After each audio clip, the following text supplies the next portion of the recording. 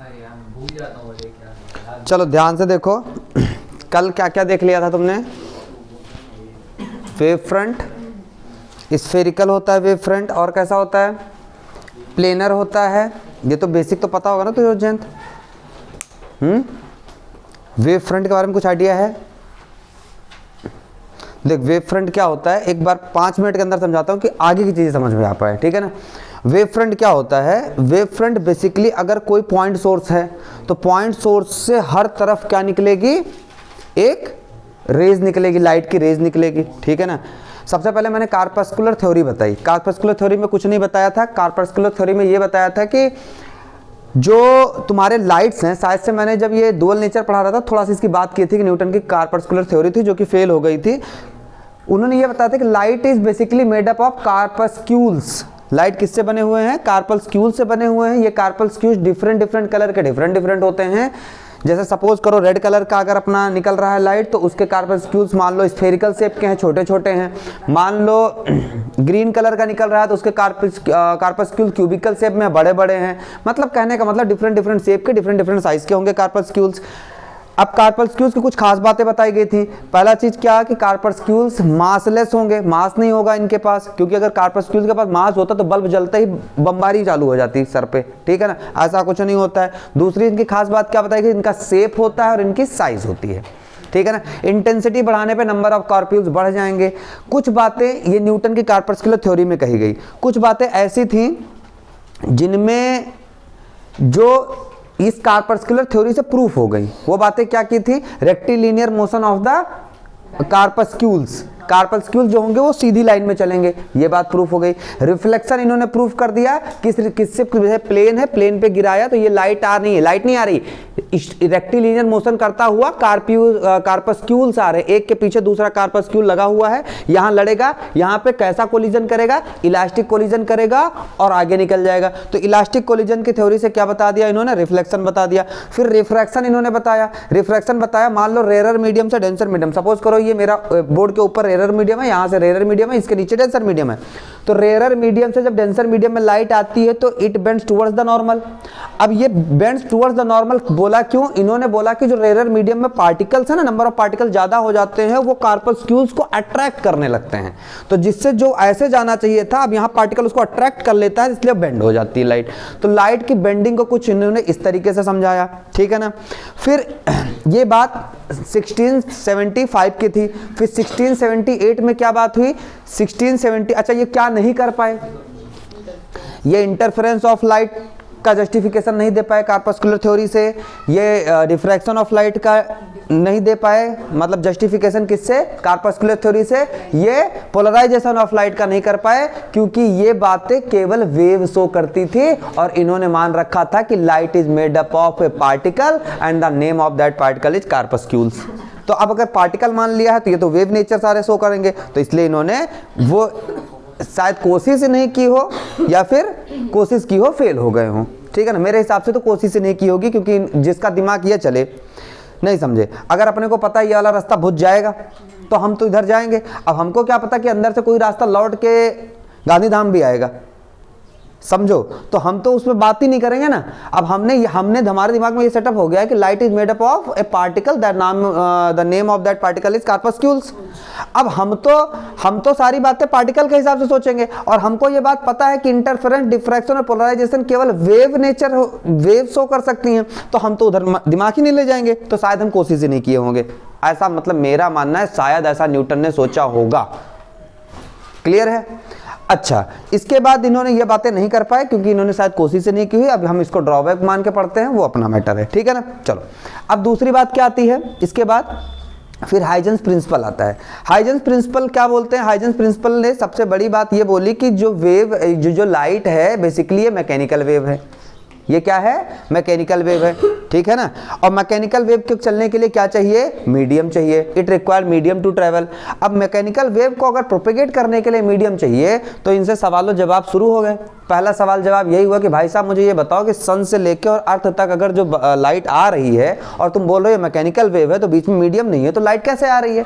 तो इन्होंने बोला कि है एक मीडियम। वो ऐसा मीडियम है कि it is very very dilute medium and highly elastic medium. बोला बहुत डाइल्यूट है और हाईली इलास्टिक है, और उस मीडियम का नाम है ईथर। उस मीडियम का नाम है क्या? ईथर। ईथर वो केमिस्ट्री वाला नहीं है, ये ईथर कुछ और ही ईथर, मैं भी नहीं जानता कौन सा ईथर है। समझ आई बात? ये केमिस्ट्री वाला ईथर नहीं है, ये वो ईथर है जो मैं भी नहीं जानता कि कौन सा ईथर। बस मैं भी इतना ही जानता हूं, और शायद से मैं जितना जानता हूं इतना ही वो भी जानते रहे होंगे, क्योंकि ईथर नाम की कोई चीज है ही नहीं। तो भाई इतना ही वो भी जानते रहोगे कि ईथर इज क्या है? ईथर इज ए मीडियम और which is very very very dilute and very very very highly elastic.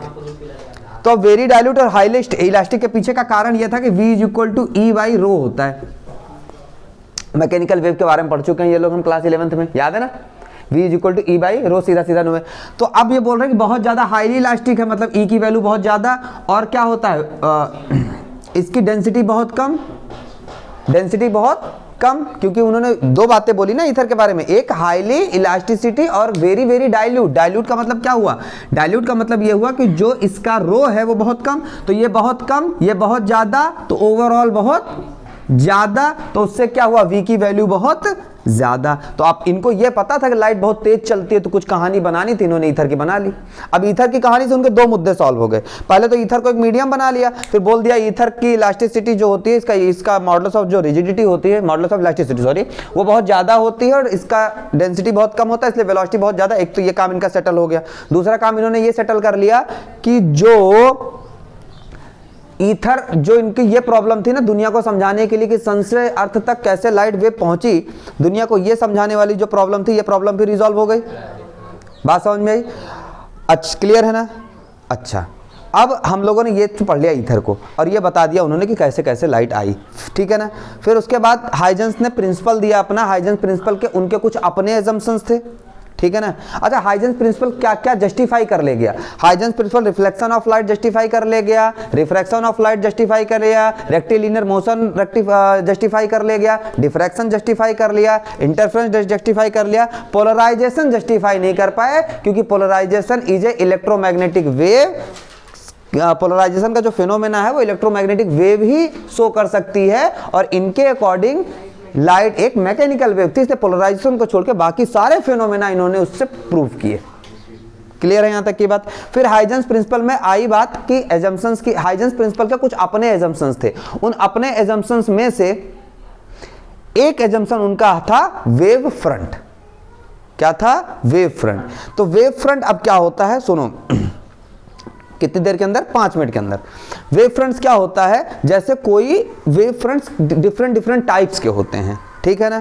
Wave front जैसे स्फेरिकल। स्फेरिकल कब होगा? मान लो मेरे पास कोई पॉइंट सोर्स है, पॉइंट सोर्स से हर तरफ लाइट निकल रही होगी 3D डायरेक्शन में, और उसके बाद आप किसी पर्टिकुलर डिस्टेंस पे जाओ, पर्टिकुलर डिस्टेंस पे सारी लाइट, जितनी भी रेज, कितनी रेज निकलेंगी? इससे इनफाइनाइट नंबर ऑफ रेज निकलेंगी। सारी इनफाइनाइट नंबर ऑफ रेज के एक पर्टिकुलर डिस्टेंस पे जाओ, सोर्स से एक्स डिस्टेंस पे चले गए, और उन सारे पॉइंट्स को, सारे लोकस पॉइंट को आप कलेक्ट करो, तो क्या बनेगा आपका? एक स्फेरिकल शेप बन जाएगा। और उस स्फेरिकल शेप की खास बात क्या होगी? एक पर्टिकुलर टाइम पे पर्टिकुलर उस पे लोगे तो y = क्या होता है बेटा? a sin ωt + kx होता है। अब सेम फेस का मतलब हुआ ये चीज सेम, तो यार हर पार्टिकल का ये चीज सेम होगा। क्यों? क्योंकि हमने बोला कि सबको x डिस्टेंस पे ले लो, और मैंने बोला एक पर्टिकुलर टाइम पे किसी को कंसीडर करो। तो यार आप क्या बनोगे? जितने भी लोकस पॉइंट्स होंगे वो सेम फेज में होंगे, यानी vibrating in the same phase. Definition मैंने लिखा ही है। तो इनके कलेक्शन को, इन पॉइंट्स के कलेक्शन को क्या बोला जाएगा? वेव फ्रंट्स बोला जाएगा, ठीक है ना? फिर मैंने बोला कि वेव फ्रंट्स अगर पॉइंट सोर्स है तो स्फेरिकल होगा, वेव फ्रंट्स अगर लीनियर सोर्स ऑफ लाइट है, मतलब ट्यूब लाइट ऐसी, तो उसका कैसा होगा? सिलिंड्रिकल होगा ऑब्वियसली, ठीक है ना? अब मैंने तीसरी पॉइंट बताई थी कि अगर तुम्हारी वो इनफाइनाइट से कोई रेज आ रही है, यानी पैरेलल रेज आ रही है, तो वेव फ्रंट कैसा होगा? प्लेनर होगा। फिर मैंने बताया था आपको फिर मैंने कुछ नहीं बताया था वेव फ्रंट, फिर मैंने वेवलेट्स के बाद फिर मैंने ये बताया था कि जो वेव फ्रंट होता है, वेव फ्रंट समझ में आ गया? It is a basically surface. Wave front is a basically surface. कैसी सरफेस? इमेजिन वाली करने वाली, ठीक है ना? हम इसको इमेजिन कर सकते हैं, इसको बना नहीं सकते, बना रहे हैं वो अलग बात हो गई, ठीक है ना? अब हमने बोला कि जो लाइट होगी, जो वेव होगी, वेव मतलब जो रेज निकल रही हैं, ये वेव है ना, जो वेव होंगी वो सरफेस पे परपेंडिकुलर होंगी, यानी कि यानी कि direction of the wave, direction of propagation of wave is perpendicular to the wave front, और वेव फ्रंट क्या है, वो स्फेरिकल सरफेस। अच्छा, अब मैंने फिर एक बात ये बताई थी, दूसरी बात, तीसरी बात मैंने ये बताई थी, तीसरी बात मैंने ये बताई थी, तीसरी और चौथी बात थोड़ा ध्यान से सुनना कि every point of the wave front is acts as a source of secondary disturbance which emit its own wave front called wavelets और सेकेंडरी वेवलेट्स। मान लो ये सोर्स था, इस सोर्स से ये बना वेव फ्रंट। अब देखो दो बातें तो यहां जस्टिफाई हो गई कि ये 90 डिग्री पे होगा, है ना, ये 90 डिग्री पे होगा और हर तरफ होगा, स्फेरिकल होगा, और फिर इसका हर एक पॉइंट, मतलब इस वेव फ्रंट का हर एक point acts as a source of secondary disturbance, और वो सेकेंडरी डिस्टर्बेंस क्या करेगा, वो सेकेंडरी डिस्टर्बेंस अपनी वेव फ्रंट प्रोड्यूस करेगा। उस वेव फ्रंट को वेव फ्रंट नाम ना दे करके हम लोग वेवलेट्स नाम देंगे। तो यानी कि ये अपनी खुद की ऐसे ऐसे चारों तरफ प्रोड्यूस करने लगेगा, हर कोई क्या करेगा, अपनी खुद की प्रोड्यूस करने लगेगा ना, खुद की क्या, वेव फ्रंट, पर उस वेव फ्रंट को बोलेंगे वेवलेट्स, अदरवाइज वेव फ्रंट और वेवलेट्स में कोई डिफरेंस नहीं रह जाएगा। समझ आ रही है बात? हमको कैसे पता कि ये वेव फ्रंट वाला सोर्स काम कर रहा है, तो वेव फ्रंट से जो निकलेगा उसको वेवलेट्स बोल देंगे। तो ये वेवलेट्स कहे जाएंगे, ये वाली क्या हुए, वेवलेट्स हुए, ये क्या हुए, सेकेंडरी डिस्टर्बेंस हुए, ठीक है ना, पॉइंट, और ये क्या हुआ, पॉइंट सोर्स हुआ, और ये क्या हुआ, वेव फ्रंट हुआ। अब देखो ध्यान से, इन सबके ऐसे हर एक पॉइंट इसका क्या एक्ट कर रहा होगा एज ए सेकेंडरी वेवलेट्स, और इनके सबके का जो कॉमन टेंजेंट होगा, इनका सबका जो कॉमन टेंजेंट होगा, that common tangent is called the new wave front. अब सुनना, जो न्यू वेव फ्रंट होगा उसके फिर से एवरी पॉइंट्स क्या होंगे, acts as the source of the secondary disturbance. अरे टर्सरी बोल दो, तुम्हारा मन तो वहां तक जाएगा नहीं, ठीक है ना। तो acts as a secondary disturbance and that secondary disturbance again produce its own wavelets called secondary wavelet, tertiary wavelets बोल दो तुम, उसको सेकेंडरी बोला जाता है हालांकि। और फिर से यहां से आगे जब निकलेगा तो फिर से नया वेव फ्रंट फिर से बन जाएगा। तो इस तरीके ये चलता रहेगा। जो वेव फ्रंट के या वेवलेट्स के फैलने की रफ्तार है वो स्पीड ऑफ लाइट की रफ्तार से फैलेगा, ठीक है ना, इतनी बात समझ। तो शायद मैंने दोनों पॉइंट एक में क्लोज कर दिए कल के, ठीक है ना, ओके। अब हम पढ़ते हैं कल के बाद आज की कहानी शुरू करते हैं, है ना। चलो भाई शुरू करें, बोलो सियावर रामचंद्र की जय। चलो अब हम लोग बात करेंगे proof of law of reflection by Huygens principle. और ये बातें पूछी जाती हैं, क्या होती हैं ये बातें, पूछी जाती है, ठीक है ना।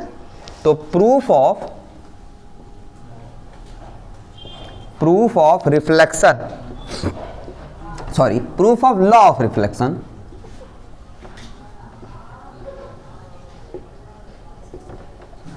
by using what, Huygens principle. एक खास बात बताओ, मजे लेने की बात है, थोड़ा सा ले लो, लेना चाह रहे हो ना मजा, लेना चाह रहे हो ना मजा, ठीक है ना। HUI ये कैसे साइंटिस्ट थे, कच्छ साइंटिस्ट थे, कच्छ नहीं डच साइंटिस्ट थे। कल मैंने बताया डच साइंटिस्ट, तो कच्छ सुनाई पड़ रहा है, कच्छ साइंटिस्ट। ये डच साइंटिस्ट थे। तो डच साइंटिस्ट में जो ये HU लिखा ना, हा और जेन, तो इसको हाखू करके पढ़ते हैं। अगर ऐसा लिखा हो हा और खू पढ़ते हैं, डच में पढ़ते हैं, तो उससे अपना लेना देना नहीं है। तो मतलब अगर हाइजेंस प्रिंसिपल पढ़ना है तो क्या करना है, हाखू प्रिंसिपल, हा खाऊ पढ़ते हैं, खाऊ, वैसे मेरे को ध्यान नहीं आ रहा है, ठीक है, हा खाऊ पढ़ते हैं, समझ आई बात। तो इसको ध्यान रखना, इसको कुछ नहीं ध्यान रखना, ये नहीं आने वाला, ठीक है ना। चलो चलो अब सुनो, लॉ ऑफ रिफ्लेक्शन को यूज करना है, लॉ ऑफ रिफ्लेक्शन को यूज करना है, लॉ ऑफ रिफ्लेक्शन को यूज करना है, लॉ ऑफ रिफ्लेक्शन को प्रूफ करना है, यूज नहीं करना है बाय यूजिंग हाइजेंस प्रिंसिपल। अब सुनना बेटा, बहुत ध्यान से सुनना। ये मेरी कोई रिफ्लेक्टिंग सरफेस हो गई, क्या हो गई, ये रिफ्लेक्टिंग सरफेस, मान लो मिरर ही है, कोई दिक्कत नहीं है। और ये आता है बोर्ड में, ये मेरी क्या हो गई, रिफ्लेक्टिंग सरफेस हो गई। अब ध्यान देना, मेरे पास यहाँ पैरेलल लाइट्स आई, मेरे पास यहाँ पे क्या पैरेलल लाइट्स आई,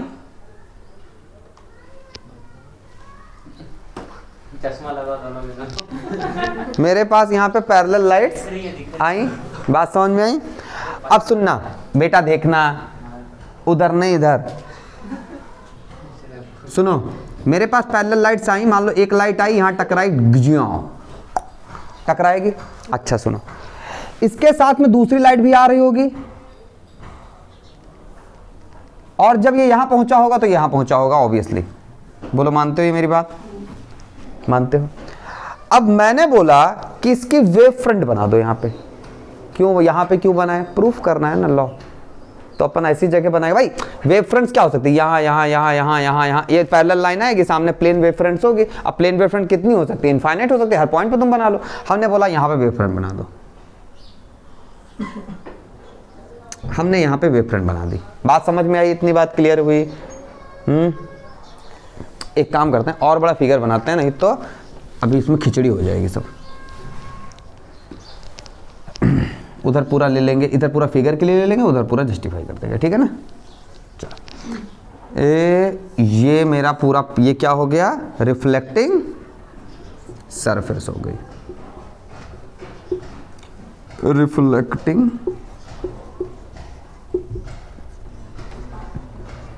सरफेस। ध्यान सुनना, ये मेरी कोई लाइट रे आई और उसी टाइम पे ये आई, और ये हमने एक इसका वेव फ्रंट ले लिया। वेव फ्रंट ये प्लेन है एक्चुअल में, ये ऐसे ऐसे ऐसे बोर्ड के अंदर बाहर निकल रहा है, प्लेन है। समझ आई बात? अब सुनना सुनना सुनना, अब ये इसका नॉर्मल हो गया, ये इसका नॉर्मल हो गया, ओके। मान लो ये पॉइंट ए हो गया और ये पॉइंट बी हो गया। इतनी बात मानते हो? अच्छा, अब सुनना सुनना सुनना, मान लो ये कंडीशन यहां से हम अपनी घड़ी स्टार्ट करते हैं टक, ये t इक्वल टू 0 पे कंडीशन थी। यहाँ कहाँ थी? t इक्वल टू 0 पे कंडीशन थी।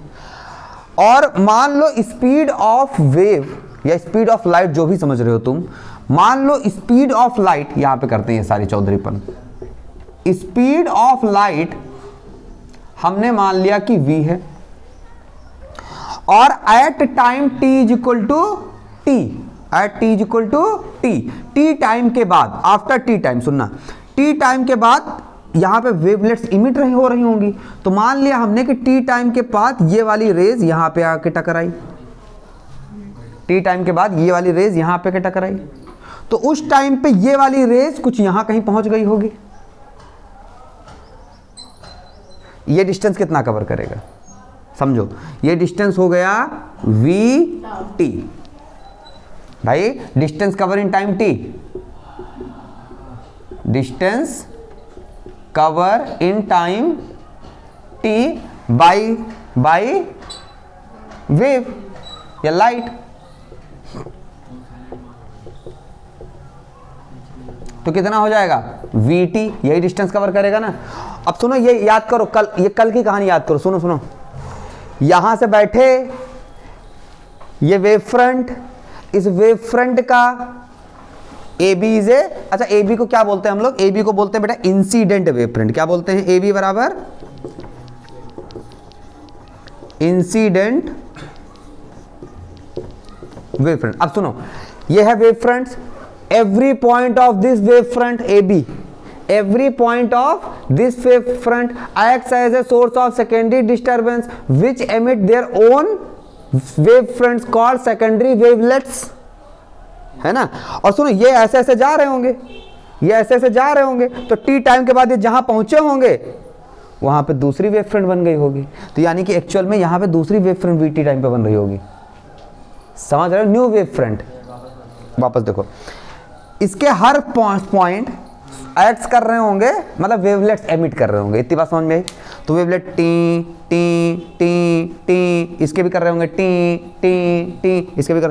तो ये चीजें फिर ऐसे बढ़ते बढ़ते मान लिया टी टाइम पे यहां तक पहुंची, माना टी टाइम तक यहां पहुंच गई, तो टी टाइम में बाद अब इसी के टेंजेंट को ड्रॉ करके हुए तो नया वेव फ्रंट बनेगा। अब वो अलग बात है वो स्फेरिक कैसा बन जाएगा, इसका टेंजेंट ऐसा ही हो जाएगा प्लेनर टाइप का। तो एक्चुअल में इतनी दूर पे ही तो आर्क लगाओगे। मैं आर्क की बात अगर करूँ तो आर्क वाले फंडे से अगर चलूँ, हालांकि सबसे कोई बहुत लेना देना नहीं बेटा, परेशान मत होना, तुम चाहे जैसे समझ लो।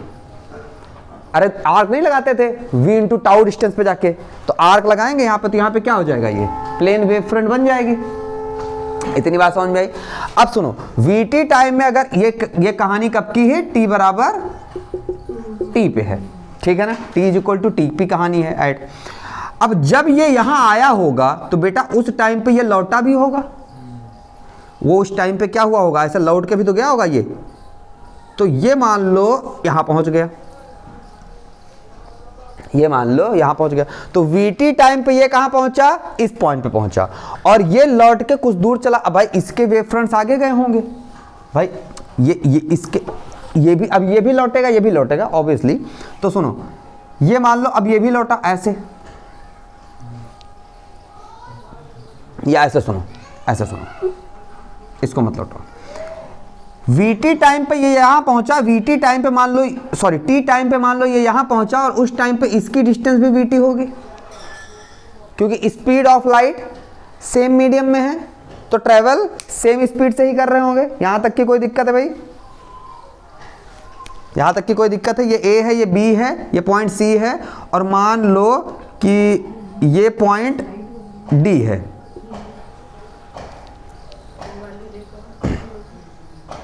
आ रही समझ में बातें, थोड़ा और आगे बढ़ा दो इसको, vt डिस्टेंस कब ऐसे ऐसे यहां तक जाएगा, वैसे जितना बड़ा बनाओगे फिगर ना, क्योंकि इसमें खिचड़ी ज़्यादा होती है, तो जितना बड़ा बनाओगे उतना आसान रहेगा। ये है एट t बराबर t।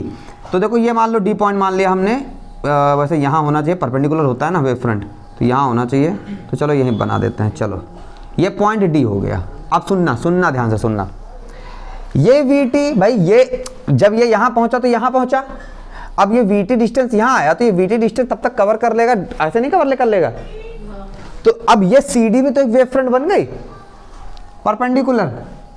अब ये आगे फर्दर ऐसे जाएगा और ये आगे जाएगा, तो यहाँ से बहुत सारे वेव फ्रंट आगे भी होंगे, लेकिन ये वेव फ्रंट यहाँ पे बनी, ये वेव फ्रंट यहाँ पे बनी। इस वेव फ्रंट को, CD वेव फ्रंट को क्या बोलते हैं, रिफ्लेक्टेड वेव फ्रंट। क्या बोलते हैं, रिफ्लेक्टेड वेव फ्रंट। ये बात समझ में आई, बोल भाई क्लियर है यहाँ तक। अच्छा अब सुनना, मानते हो कि एंगल 90 होगा, मानना ही पड़ेगा। मानते हो वाला एंगल 90 होगा, तो आंसर है मानना ही पड़ेगा। अच्छा बहुत बढ़िया। अब अपन प्रूफ क्या करना चाह रहे हैं, law of reflection, angle I बराबर एंगल आर। तो कुछ आई और आर की बातें कर लें। नॉर्मल और इंसिडेंस रे के बीच में जो एंगल बनता है वो एंगल आई होता है। बोलो भाई यहाँ तक बात समझ में आई। अच्छा सुनो, और नॉर्मल, अच्छा, और यहां से लेके यहां तक एंगल कितना होगा, 90, क्योंकि वेव फ्रंट इंसिडेंट हमेशा किस पे होती है, वेव पे परपेंडिकुलर होता है उसके प्रोपेगेशन पे। तो ये इतना एंगल कितना हो जाएगा, 90 माइनस आई। बोलो यहां तक बात समझ में आई। अच्छा सुनना, अभी ध्यान से सुनना, और नॉर्मल से लेके सरफेस तक का एंगल कितना होता है, 90। नॉर्मल से लेके सरफेस तक का एंगल कितना होता है, 90। अच्छा मैं अगर ये बात करूं कि यहां से लेके यहां तक का एंगल कितना, आर, ये 90 माइनस आई है, ये 90 माइनस आई है ना। तो अगर मैं बात करूं कि यहां से लेके यहां तक के एंगल कितना होगा, आई नहीं आया, ये मैं यहां से इस वेव फ्रंट से लेके सरफेस तक की बात कर रहा हूं, आई। सुनो ये आई, ये 90 माइनस आई, फिर यहां से यहां तक पूरा 90, तो 90 माइनस 90 माइनस आई, भाई यहां से लेके यहां तक कितना होगा, 90, और ये उसमें से निकाल दो, तो माइनस 90 माइनस आई, तो क्या हो जाएगा, 90 माइनस 90 प्लस आई, तो क्या बचा, आई। क्लियर हुआ? किस बच्चे को समझ नहीं आया भाई, पार्थ आया? ठीक है। अब सुनना, तो इसका रोल खत्म। अब सुनो, अब इंसिडेंट रे, अच्छा ध्यान से देखना। अब जरा इसकी बात कर लेते हैं, किसकी, इसकी। तो ये मान लो ये हो गया यहाँ पे नॉर्मल, तो ये हो गया एंगल आर, ये हो गया एंगल आर। और ये जो मेरा वेव फ्रंट था सी डी, इससे ये जो रेज है वो 90 होगी, तो ये वाला एंगल कितना हो जाएगा, ये एंगल हो जाएगा 90 माइनस आर। तो ये 90 माइनस आर होगा, तो यहां से लेके यहां तक 90 है, तो ये बचा हुआ एंगल कितना हो जाएगा, आर। अब यहां से इंसिडेंट एंगल की एक नई डेफिनेशन निकल के आती है। पता है क्या, अभी तक क्या जानते थे, incidence angle is the angle between the incident ray and the normal. अभी क्या हो गया, incident ray is the angle between the incident wave front and surface. नहीं है। And reflected angle is the angle between the reflected wave front and the surface. तो incident angle और reflected angle की आपको आज एक नई डेफिनेशन मिली। वो क्या मिली, कंस्ट्रक्शन लग रहा है। इंसिडेंट एंगल की नई डेफिनेशन अपने को क्या मिल गई कि incident angle is the angle between the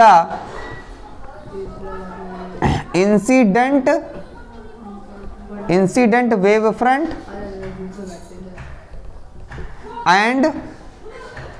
end surface. अब सरफेस में रिफ्लेक्टिंग ही सरफेस होगी, नो डाउट। अच्छा, सिमिलरली रिफ्लेक्टेड एंगल भी अपनी नई डेफिनेशन रिफ्लेक्टेड एंगल के भी अपनी मिल गई, क्या है, is the angle between the reflected wave fronts and surface. बोलो भाई डेफिनेशन तो कोड कर, रिफ्लेक्टेड वेव फ्रंट और सरफेस के बीच में, ये रिफ्लेक्टेड वेव फ्रंट ये सरफेस के बीच में एंगल में क्या हो गया, रिफ्लेक्टेड एंगल आर और इंसिडेंट एंगल आई। इंसिडेंट वेव फ्रंट और सरफेस के बीच के एंगल को हम लोग बोलेंगे इंसिडेंट एंगल। अच्छा, इतनी बातें हो गई। अब सुनो, ये इतनी बातें हो गई तो अपने को प्रूफ करना है एंगल आई बराबर एंगल आर, अपना टारगेट तो वो है। अब जरा दोनों ट्रायंगल उठाओ। अब तुम कंस्ट्रक्शन में घुस जाओ। In triangle A B C and triangle A D C, समझ गए होगे क्या करने वाले हैं, कॉन्ग्रेंट। ठीक है, जैसे कॉन्ग्रेंट होता है सीपी थीसिस एंगल आई बराबर एंगल आर, काम खत्म। सुनो, अब इन दोनों ट्रायंगल में एंगल ए बी सी बराबर angle A D C 90 degree each. बोलो क्लियर। अच्छा, इसमें देखो बी सी बराबर ए डी वीटी वीटी है ना, तो हम बोल सकते हैं बी सी बराबर ए डी बराबर V T, both equal to V T. अच्छा, और ए सी मेरा क्या हो गया, कॉमन। ए सी बराबर A C common side by S S rule. Triangle A B C is congruent to triangle A D C, so therefore angle I बराबर angle R, angle I बराबर angle R by C P C T. Now first law of reflection is proved by using Huygens principle. Second law करना है। Now first law of reflection of light is proved by using what, Huygens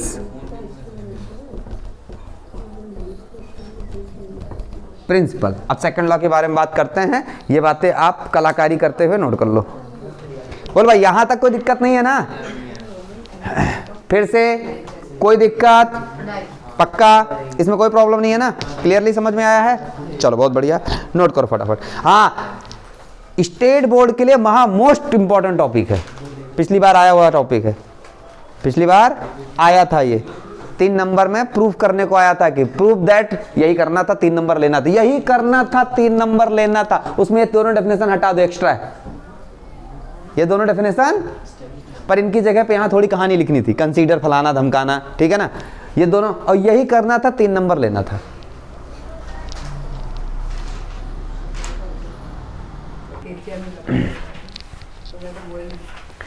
चल बेटा, अब इसका second law देखो,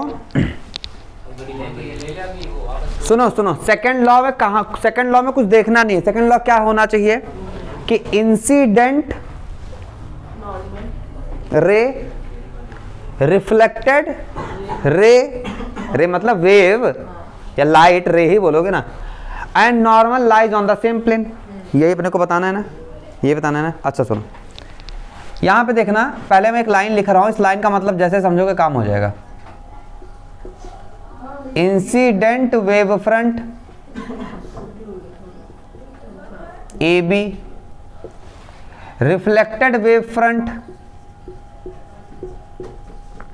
reflected wave front C D, and normal,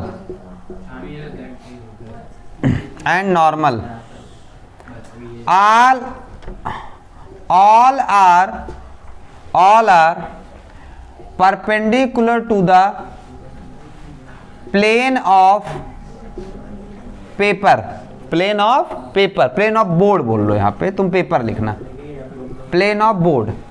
अब सुनना ध्यान से, मैंने क्या क्या बोला, इंसिडेंट वेव फ्रंट, ये बोर्ड है ना, ये बोर्ड है, और ये हो गया तुम्हारा इंसिडेंट वेव फ्रंट, मान लो ये ले लो, इंसिडेंट वेव फ्रंट ये रहा, ठीक है, यही ना इंसिडेंट वेव फ्रंट, ये रहा, कितना एंगल 90, नॉर्मल ये रहा, कितना एंगल 90, और मैं बोल रहा हूं incident wave front, reflected wave front and normal all are perpendicular to the plane of board. Board पे सब परपेंडिकुलर हो गए, तुम प्लेन ऑफ पेपर लिखोगे, ठीक है ना। ये एक काम करो, यहाँ पे नॉर्मल तो वहां पे यूज करेंगे, यहाँ पे यूज करो reflecting surface, reflecting surface. Reflecting surface क्या है, एसी, क्या है एसी। बात समझ में आई। अब सुनना ध्यान से, मैंने क्या बोला, incident wave front, incident wave front क्या है, तो प्लेन किस बोर्ड पे कैसा है, ये है इंसिडेंट, ठीक है ना, कैसा है, हाँ तो यही तो बोल रहा हूँ, ये रही ये, तो ये कैसा बनाएगा 90 ना, बोर्ड के साथ में incident wave front A B क्या बनाएगा 90, ये नहीं समझ आ रहा है, ये रहा इंसिडेंट वेव फ्रंट, लो बोर्ड के साथ कितना एंगल है, अरे बोर्ड के साथ एंगल बता दे भाई, बोर्ड के साथ कितना एंगल है, 90 है। अच्छा, ये है तुम्हारा रिफ्लेक्टेड वेव फ्रंट, बोर्ड के साथ कितना एंगल है 90, और ये है तुम्हारा रिफ्लेक्टिंग सरफेस, बोर्ड के साथ कितना एंगल है 90। यहां तक की बात समझ में आई। अच्छा, अब इंसिडेंट रे सुनना, इंसिडेंट रे परपेंडिकुलर टू किसके है, इंसिडेंट रे ए बी पे परपेंडिकुलर है। सुनना ध्यान से, ये दो बातें, एक बात ये बता रहा हूं, दूसरी बात ये बता रहा हूं, दोनों बात से लॉ प्रूफ हो जाएगा। अच्छा, जो नॉर्मल है वो परपेंडिकुलर है एसी पे, और जो तुम्हारा रिफ्लेक्टेड रे है वो परपेंडिकुलर है सीडी पे। बोलो इसमें तो कोई दिक्कत नहीं है, यहां तक की बातें समझ में। अब सुनना, इंसिडेंट वेव फ्रंट किस पे है, incident wave front A B पे, इंसिडेंट वेव फ्रंट किस पे है, देखो ये रहा इंसिडेंट, सॉरी ये रहा इंसिडेंट वेव फ्रंट। इंसिडेंट जो वेव फ्रंट है वो परपेंडिकुलर है बोर्ड पे, इंसिडेंट वेव फ्रंट किस पे परपेंडिकुलर है, बोर्ड पे। अच्छा, और जो इंसिडेंट रे है, incident wave front A B वो बोर्ड पे परपेंडिकुलर है, और जो इंसिडेंट रे है वो वेव फ्रंट ए बी पे परपेंडिकुलर है। एक बुक और दो मुझे,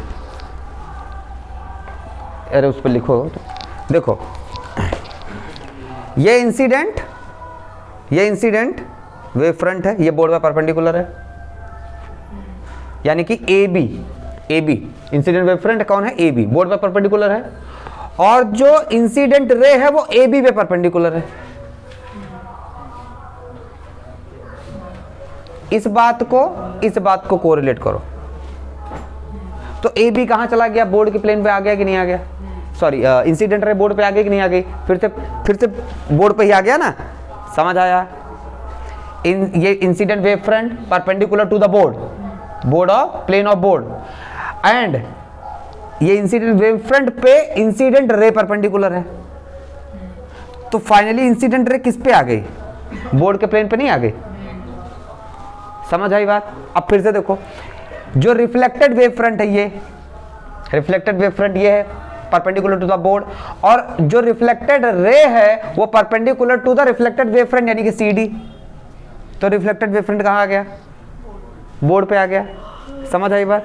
अब देखो, जो तुम्हारा रिफ्लेक्टिंग सरफेस है परपेंडिकुलर टू द बोर्ड, और जो रिफ्लेक्टेड रे है, सॉरी जो नॉर्मल है वो perpendicular to the reflecting surface यानी एसी पे परपेंडिकुलर है, तो कहां आ गया, तो finally incident ray, normal ray, reflected ray, तीनों कहां आ गए, सेम सरफेस, सेम प्लेन पे। बात समझ में आई, तीनों कहां आ गए, सेम प्लेन पे, समझ आई बात कि नहीं आई। तो देयरफॉर वी कैन से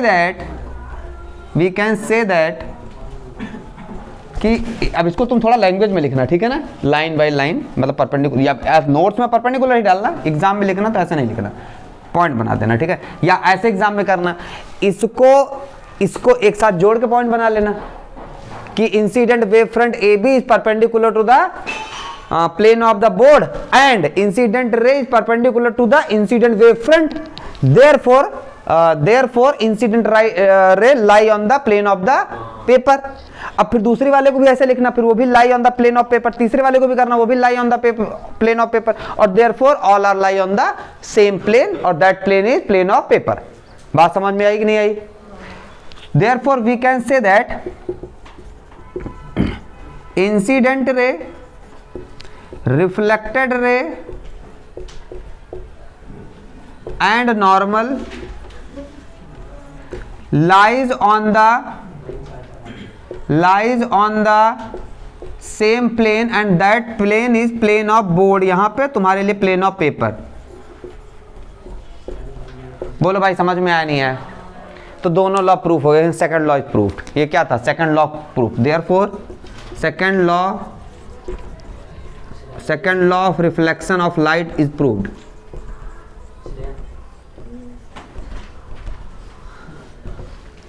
जिसको नहीं समझ में आया होगा पूछ ले बेटा एक बार फिर से, कोई दिक्कत नहीं है, और अगर समझ में आ गया हो तो फिर समझ में आया है।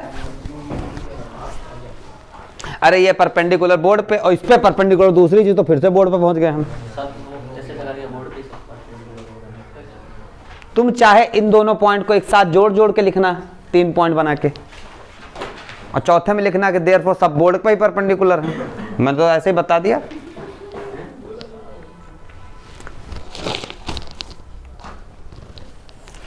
लॉ ऑफ रिफ्लेक्शन के प्रूफ और लॉ ऑफ रिफ्रैक्शन के प्रूफ में से एक प्रूफ स्टेट बोर्ड में आने के पूरे चांस है, पूरे चांस है। रिफ्लेक्शन और रिफ्रैक्शन में से एक, रिफ्लेक्शन पढ़ा दिया खत्म हो गया, रिफ्रैक्शन पढ़ाने चल रहा हूं। इन दोनों में से बोर्ड में एक प्रूफ आने के पूरे चांस हैं। अब बोलो कैसे कपड़े, चलो ध्यान से देखो।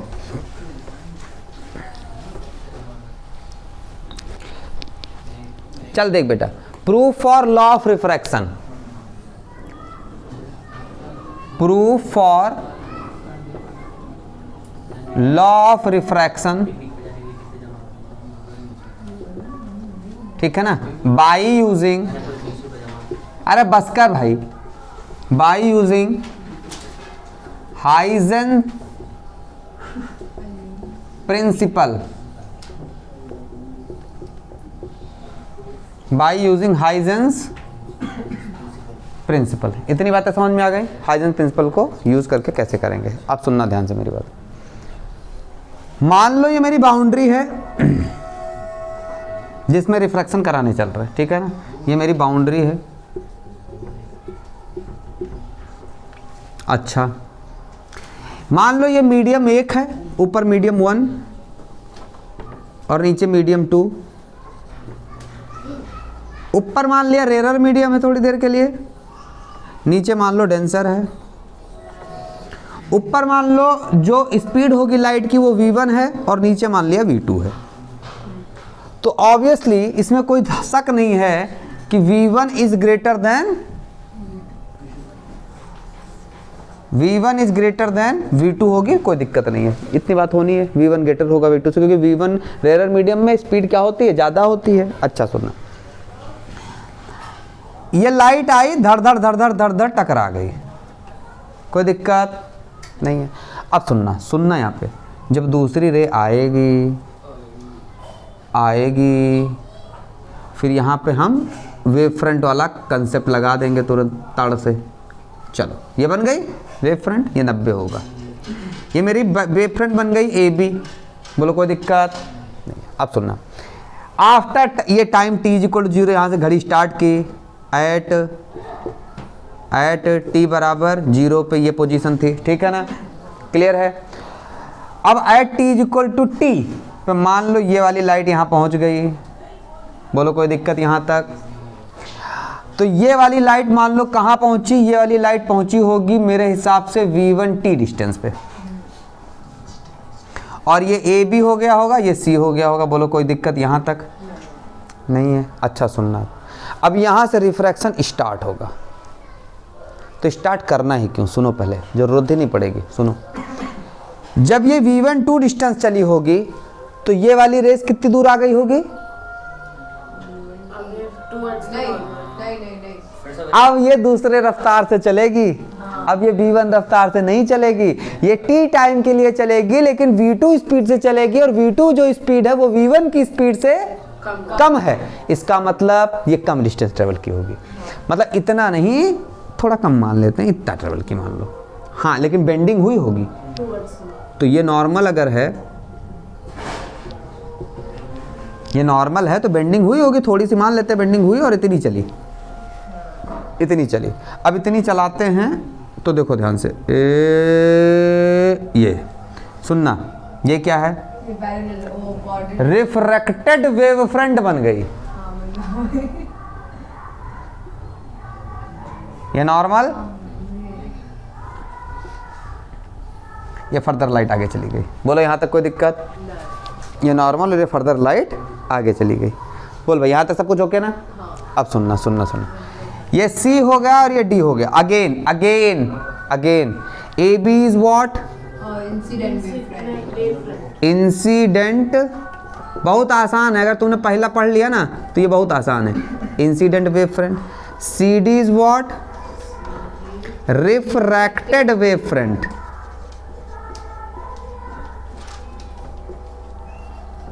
बोलो यहां तक की बात समझ में आ गई। अब सुनना, एंगल की कुछ बात कर लें। ये एंगल आई तो ये वाला एंगल 90 माइनस आई, तो ये वाला एंगल अगर 90 माइनस आई और यहां से यहां पूरा 90, तो ये वाला एंगल आई। बोल भाई यहां तक कोई दिक्कत नहीं है। और वैसे भी हम डेफिनेशन जान चुके हैं नहीं, कि incidence angle is the angle between the surface and the incident wave front, ठीक है ना। अब रिफ्लेक्टेड की डेफिनेशन जाने तो रिफ्रैक्टेड की नहीं, चौधरी नहीं बनना। ये एंगल आर,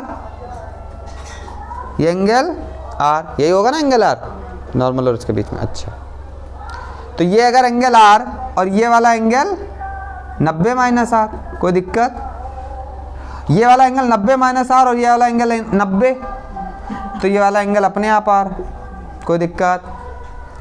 त्रिभुज के सारे समों का, सारे कोणों का योग 180 अंश होता है। किसको नहीं समझ में आया ये जो मैंने बोला? त्रिभुज के सारे कोणों का योग 180 अंश होता है। The sum of angle of triangle is equal to the 180 degree. ठीक है ना, चलो इतनी बात समझ, ये आर हो गया। अच्छा ये आर हो गया, ये आर हो गया। हम करना क्या चाह रहे हैं, हम करना चाह रहे हैं okay law of reflection proof करना चाह रहे हैं। चलो हो गया, काम खत्म अपना, हो गया। अच्छा यहाँ से एक बात और समझ में आई। क्या समझ में आई? कि रिफ्रैक्टेड एंगल की डेफिनेशन नहीं मिल गई। देखो हर जगह कुछ नया मिलेगा। रिफ्रैक्टेड एंगल की है वैसे ही, पर अलग तो है। Refracted angle is the angle between the refracted wavefront and surface, is the angle between the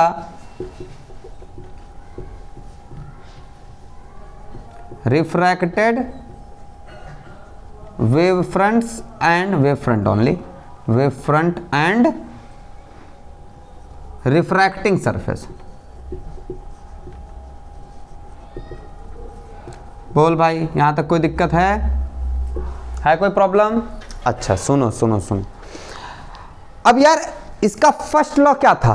Snell's law. First law क्या था? स्नेल्स लॉ कि साइन आई बराबर साइन आर, साइन आई बराबर साइन आर। निकाल लो। In triangle A B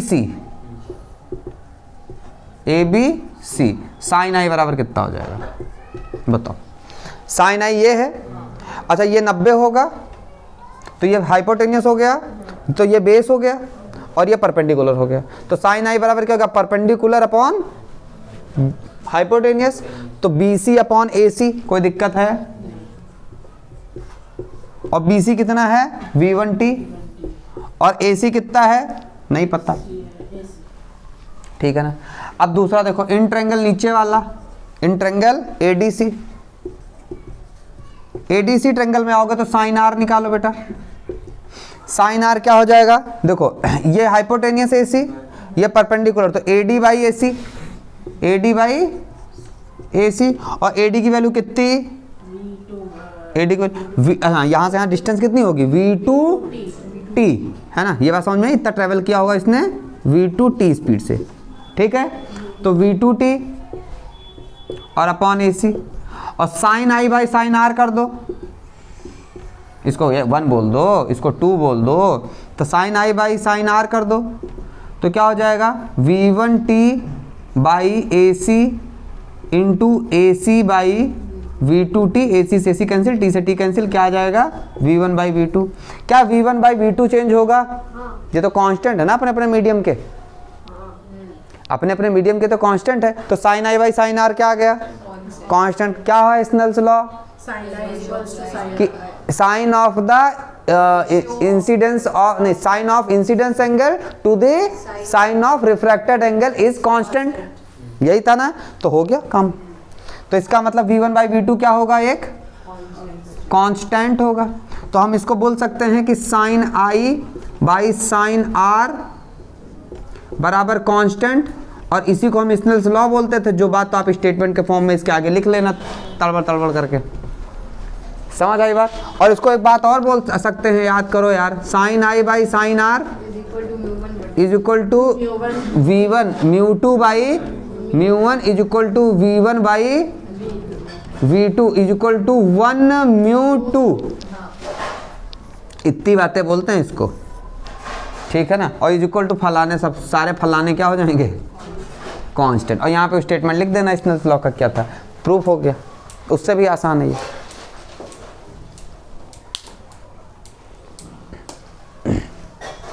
note करो, झटापट झटापट।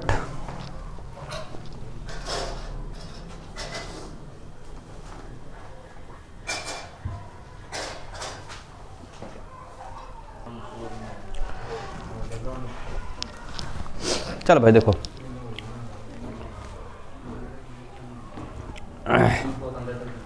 अब इसका सेकंड लॉ, ये फर्स्ट लॉ था, फर्स्ट लॉ प्रूफ हो गया। फर्स्ट लॉ स्नेल्स लॉ था ना, फर्स्ट लॉ स्नेल्स लॉ था। इसको लिख लेना, स्नेल्स लॉ क्या था। ठीक है, क्या होता है ये बात तो जानते ही हो। स्नेल्स लॉ, ये बात प्रूफ हो गई, ये फर्स्ट लॉ पर कहा जाता है, ठीक है ना। चलो सेकंड लॉ को प्रूफ करते हैं।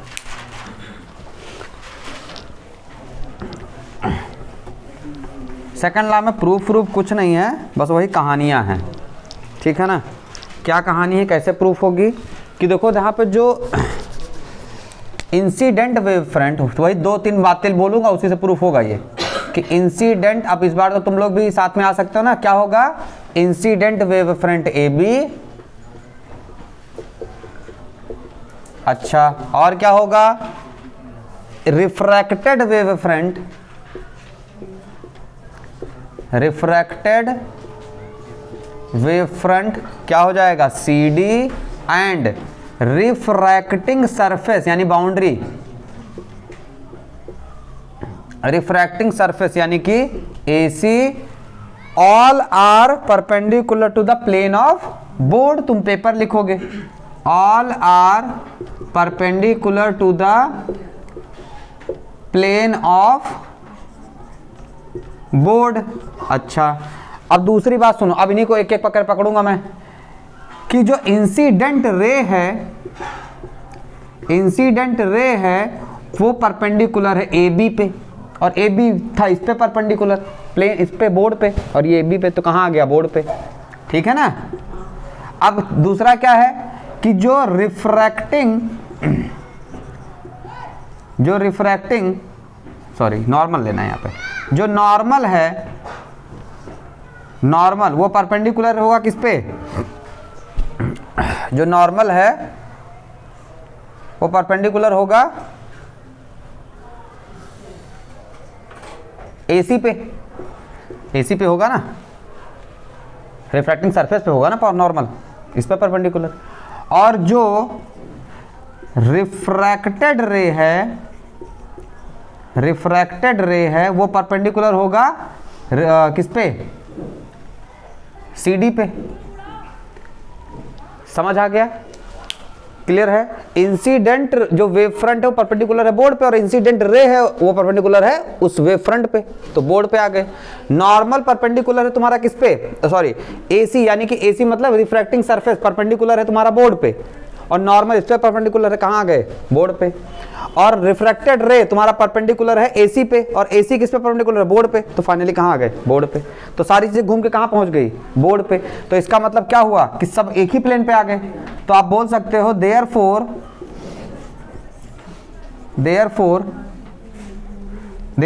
इंसिडेंट रे, रिफ्रैक्टेड रे and normal lies on the same plane, और that plane is board। यहां पे पेपर तुम्हारे कागज पे, ठीक है। आई बात समझ में, नहीं आई?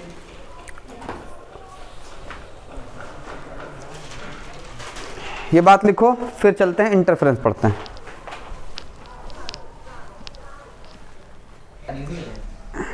हांगकांग में डिज्नी क्या है, वो एक बड़ा पार्क है, हाँ, वीडियो खराब कर रहा है टॉपिक भटका।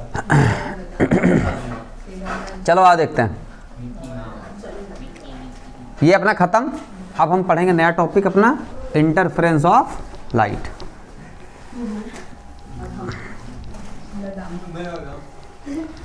यार मुझे तो पता नहीं सपना पूरा भी होगा कि नहीं पूरा होगा, मैंने आज तक अपनी लाइफ में स्नोफॉल नहीं देखा है। आर्टिफिशियल नहीं कोई देखा, किसी ने देखा है? वीडियो से देखा है। वीडियो नहीं, वो नहीं, मतलब वहाँ जाके फील किया है। मेरे मम्मी पापा गए थे हनीमून पे।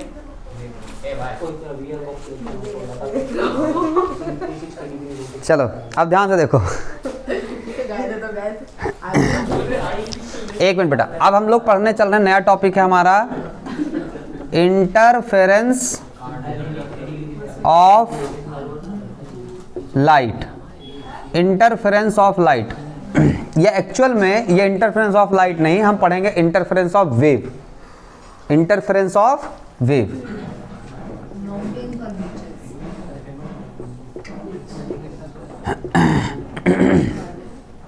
Interference of wave actually topic यही है, ठीक है ना। अब सुनो, इंटरफेरेंस ऑफ वेव क्या है। मान लो यहाँ पे कोई पॉइंट है P, शायद यहीं से शुरुआत की थी वेव की भी मैंने इंटरफ्रेंस जब पढ़ाया था। तो मान लो ये कोई पॉइंट है और यहाँ से कोई वेव ऐसे ऐसे आई और वेव इस पार्टिकल को क्या कराएगी, नीचे SHM कराएगी, बोलेगी नीचे चलो, ठीक है ना। ओके, मान लो इधर से कोई दूसरी वेव आई कहीं से भी, चलो इधर से आ गई। अब ये वेव इसको बोलेगी कि तू SHM ऊपर कर, पार्टिकल कंफ्यूज, SHM किधर करना है ना। तो हाँ, यहाँ सुपर इम्पोज यूज होगा, ठीक है ना। तो होगा क्या कि पार्टिकल दोनों की सुनेगा, पार्टिकल इसके हिसाब से भी SHM करेगा और इसके हिसाब से SHM करेगा। एक्चुअल में पार्टिकल नेट SHM स्टार्ट करेगा, उसका डिस्प्लेसमेंट नेट डिस्प्लेसमेंट होगा। बात समझ में आई। तो मान लो इस वेव की इक्वेशन है y1 इज इक्वल टू, या हाँ y1 बोल दो, y1 is equal to a1 sine omega T plus K X, और इसका है y2 बराबर a2 sine omega T plus K X. इतनी बात समझ में आई? बोल भाई। अच्छा सुनो, अब y1 y2 दो वेव थी, ये आई। अब ये बोल रहे कि तुम हमारे अकॉर्डिंग पार्टिकल डिस्प्लेस करे, यानी SHM करे, और ये बोलेगी हमारे हिसाब से SHM करे। मान लो ये वाली वेव पार्टिकल को बोलती है कि तुम ऊपर की साइड SHM करो 5 सेंटीमीटर, और ये वाली भी वेव बोलती है कि तुम ऊपर की तरफ SHM करो 5 सेंटीमीटर। तो ये 10 सेंटीमीटर ऊपर की तरफ SHM करने लगेगा नेट। अब ये वेव बोलेगी, अगर ये वेव बोलती है कि तुम ऊपर की तरफ 5 करो और ये वेव बोलती है कि नीचे की तरफ 2 सेंटीमीटर करो, तो ये नेट ऊपर की तरफ कैसे करेगी, 3 सेंटीमीटर SHM करेगी, यानी कि नेट। अब यहाँ पे देखो अपने में वो केस नहीं आता, हो सकता है ऐसा भी हो सकता है कि ये वाली वेव बोले कि ऊपर की तरफ करो तुम 5 सेंटीमीटर का SHM, और ये वाली वेव बोले, ऐसा भी तो हो सकता है, ऐसी वेव जा रही हो, ये वाली बोले कि इधर को करो 3 सेंटीमीटर, 3 सेंटीमीटर। तो ये इसका नेट निकलेगा यहाँ पे SHM का। बात समझ में आई? ये जो भी निकलेगा y नेट वो ये होगा। बात समझ में आई? इतनी बातें, यानी कि जो पार्टिकल होगा वो नेट SHM, दोनों वेव या दो से ज़्यादा वेव है तो उनके अकॉर्डिंग उनका जो नेट SHM होगा, नेट डिस्प्लेसमेंट होगा, वो पार्टिकल देगा। क्लियर है? अब ये बातें किससे होती हैं, इसको एक थ्योरी से रिलेट किया जाता है, principle of superposition.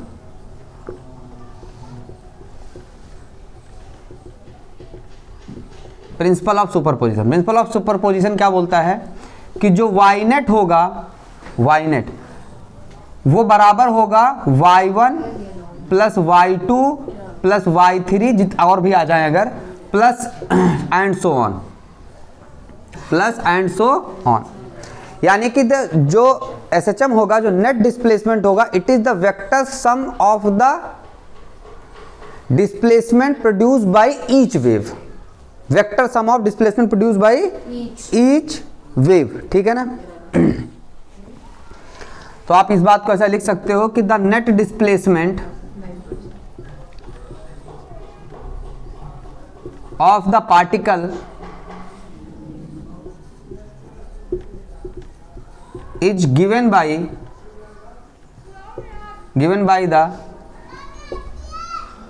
The vector sum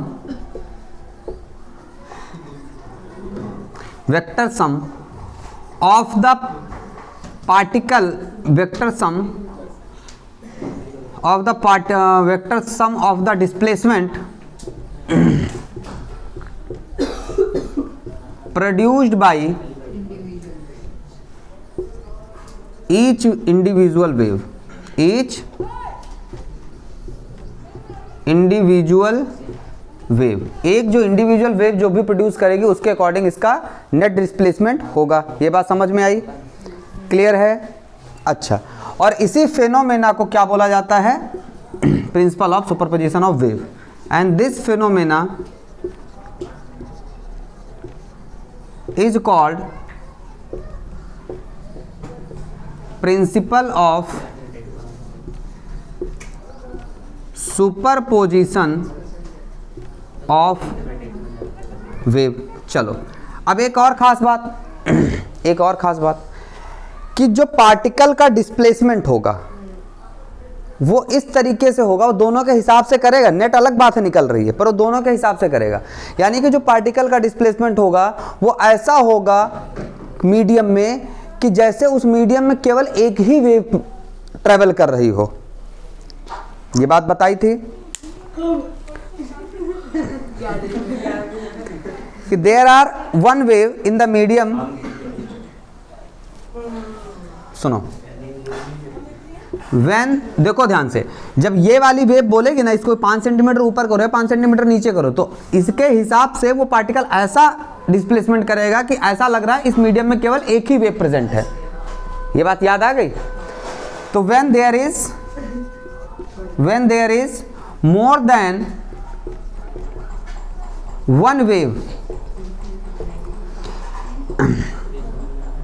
wave in the particular medium, कोई पर्टिकुलर मीडियम में एक ही वेव प्रेजेंट हो, ठीक है ना, तो each wave behave like that it is present alone in the medium.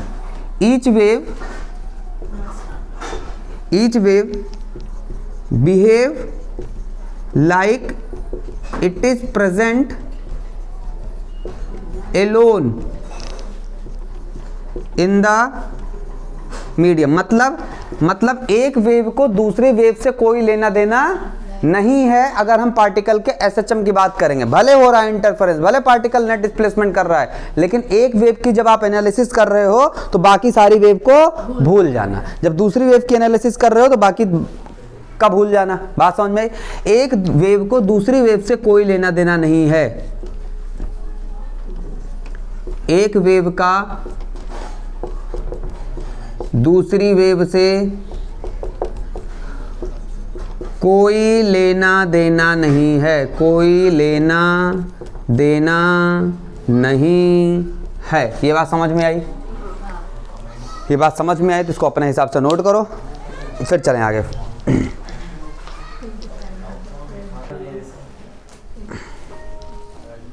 अब ये काम ठीक है, स्पीड बढ़ जाती है देख लिखने की, करने की।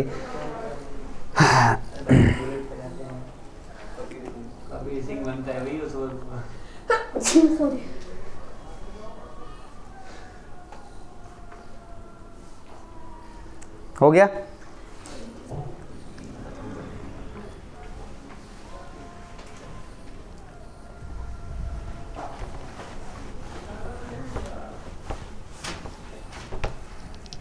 हटा दूं?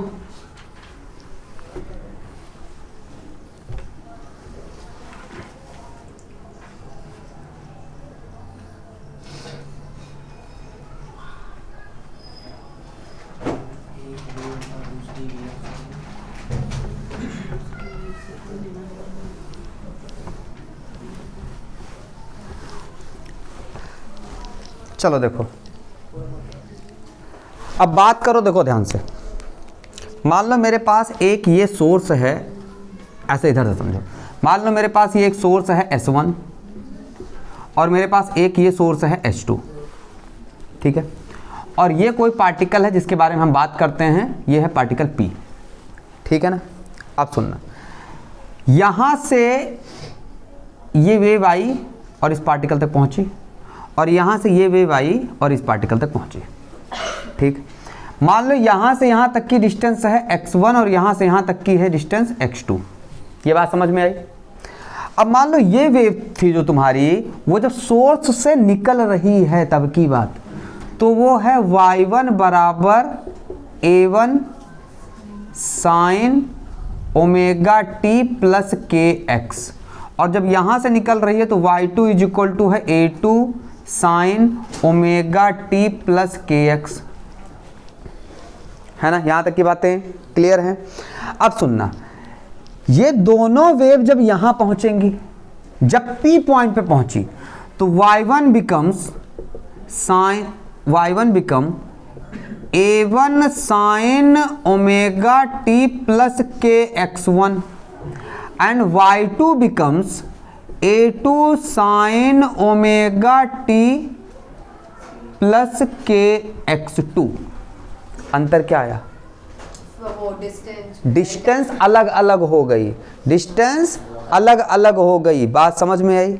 इस डिस्टेंस अलग अलग होने की वजह से पाथ का डिफरेंस आ गया, और पाथ के डिफरेंस की वजह से फेज का डिफरेंस आ जाएगा। देखो शुरू में दोनों के फेज सेम थे, ओमेगा टी के एक्स, ओमेगा टी के एक्स। इस बात को क्या बोला जाता है? इस बात को ही तो फेज बोला जाता है।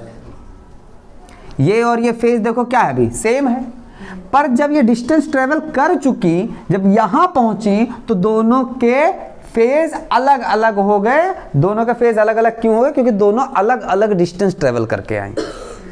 अलग अलग डिस्टेंस ट्रेवल करने की वजह से दोनों के पाथ में डिफरेंस आ गया, और पाथ के डिफरेंस से ही क्या बनता है? फेज का डिफरेंस बनता है। ये बात समझ में आ गई?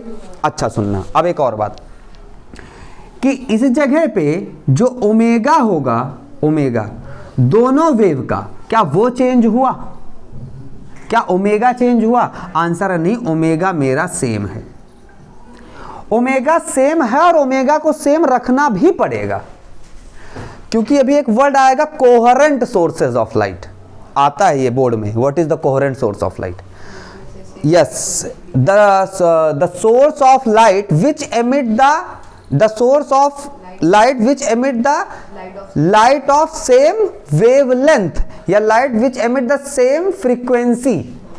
अगर फ्रीक्वेंसी जो, जैसे मेरे पास दो बल्ब हैं, दोनों को मैंने ऑन किया, दोनों में जो फ्रीक्वेंसी है वो सेम है, दोनों की फ्रीक्वेंसी सेम, तो ओमेगा सेम।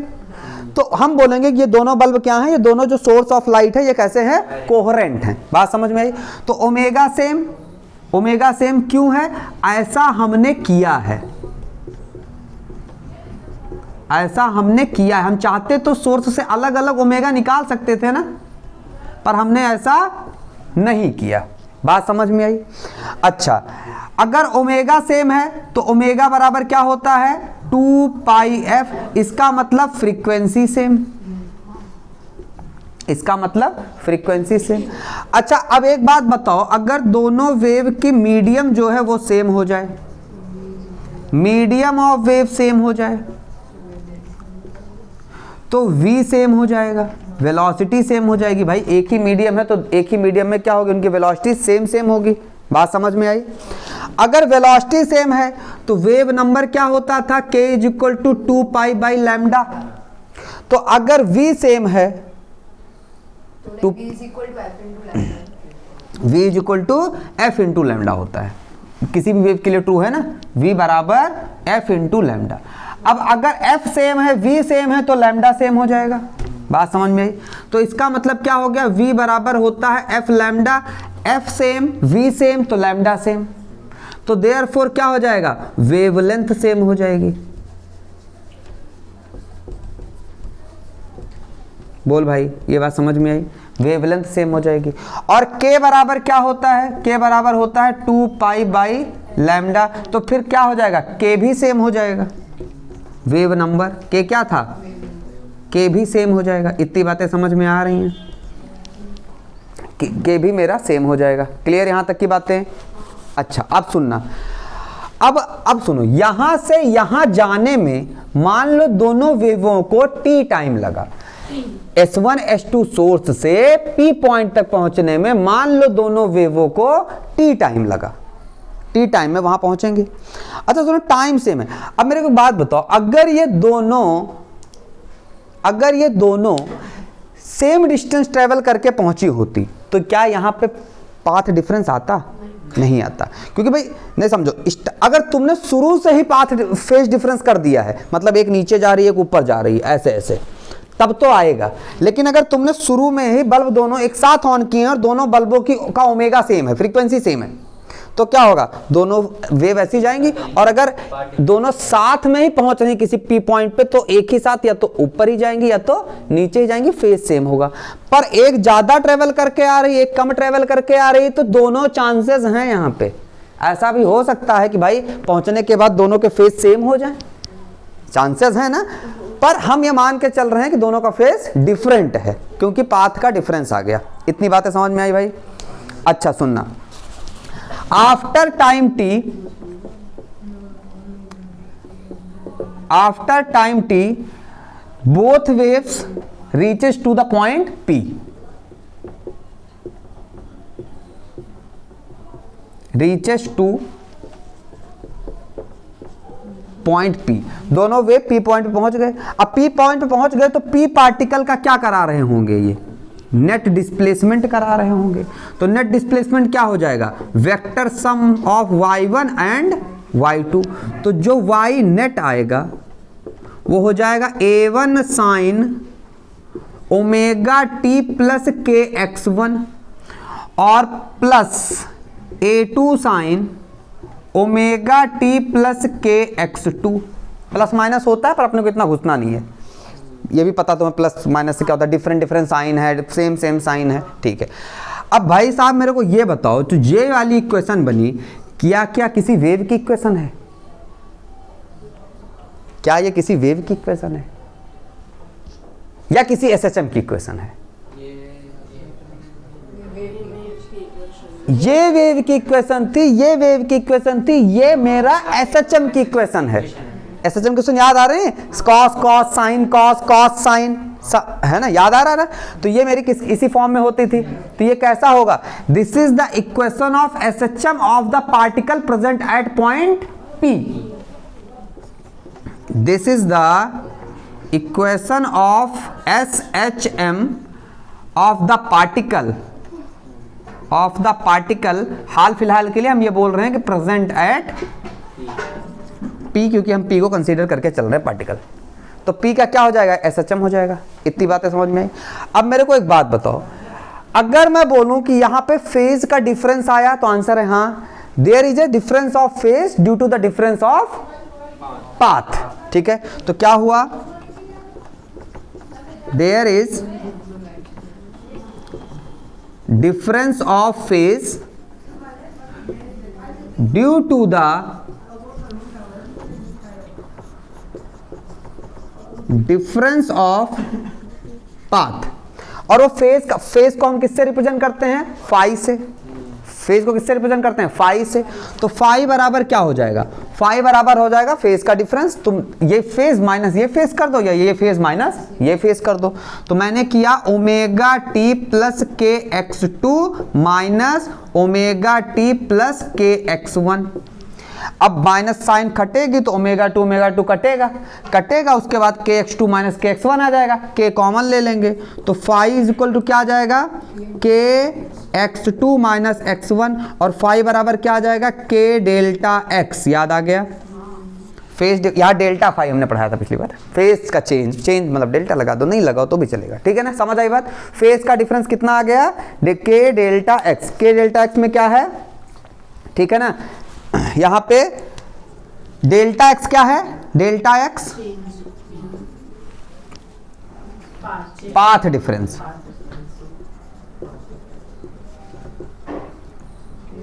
और फाई क्या है, या डेल्टा फाई लिख लो, क्या हो जाएगा, फेज डिफरेंस, ठीक है ना, पाथ डिफरेंस और फेज डिफरेंस, ये बातें लिख। अच्छा के की वैल्यू लिखना चाहो तो लिख लो, के की वैल्यू फाई बराबर 2 पाई बटे लैम्डा इंटू डेल्टा एक्स, इस ये एक्सप्रेशन भी मिलेगा, ठीक है ना। तो बात वही है, लैम्डा क्या है, वेवलेंथ ऑफ द वेव, और 2 पाई क्या है, वेवलेंथ सेम ही होने वाली है, लैम्डा सेम ही होने वाला है, और डेल्टा एक्स पाथ डिफरेंस होता है। यहाँ तक की बातें नोट करो, फिर इसका रिजल्टेंट एम्पलीट्यूड बताएं, रिजल्टेंट इंटेंसिटी बताएं।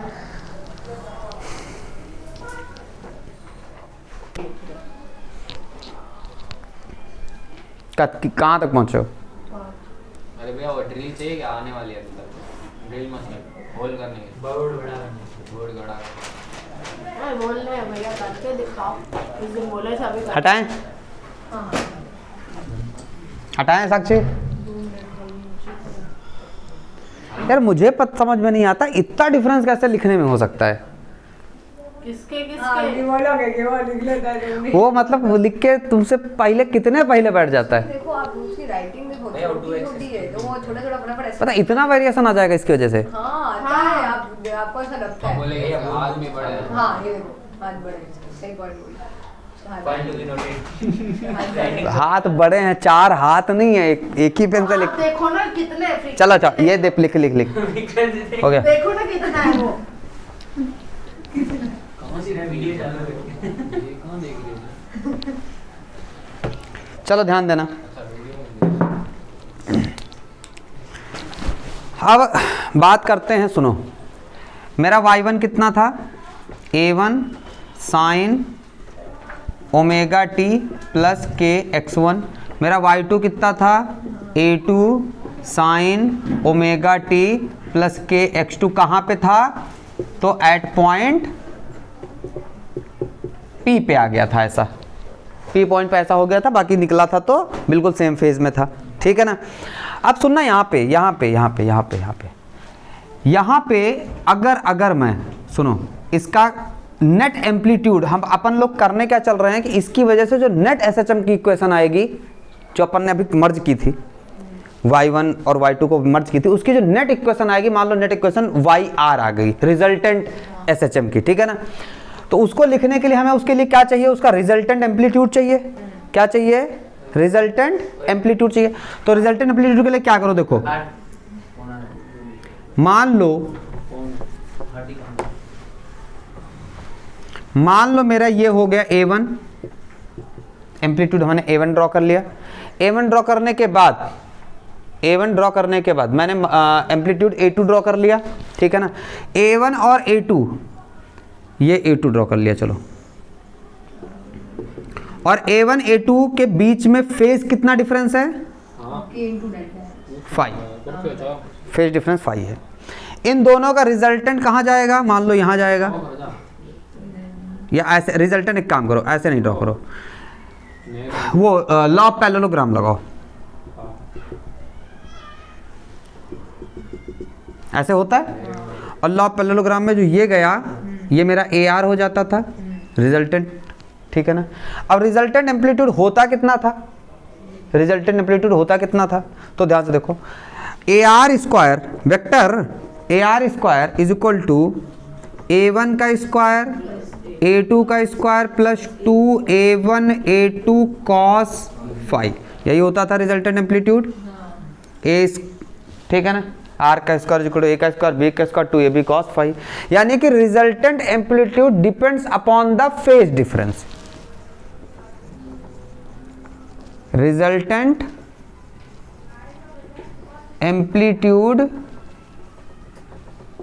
Depends upon the phase difference. और यार ऑब्वियस सी बात है, सुनो, कि वहां पे अगर फेज सेम हो गया तो रिजल्टेंट एम्पलीट्यूड ज्यादा हो जाएगा एक पर्टिकुलर डायरेक्शन में। पी पॉइंट पे देखो, अगर जैसा दोनों गए, दोनों वेव उस पार्टिकल को नीचे ही ले जाना चाह रहे हैं या ऊपर ही ले जाना चाह रहे हैं, तो 5 सेंटीमीटर कितना हो जाएगा, 10 सेंटीमीटर का एम्पलीट्यूड होगा। लेकिन फेज का अगर डिफरेंस हुआ तो अब 10 नहीं होगा, उससे कुछ कम होगा।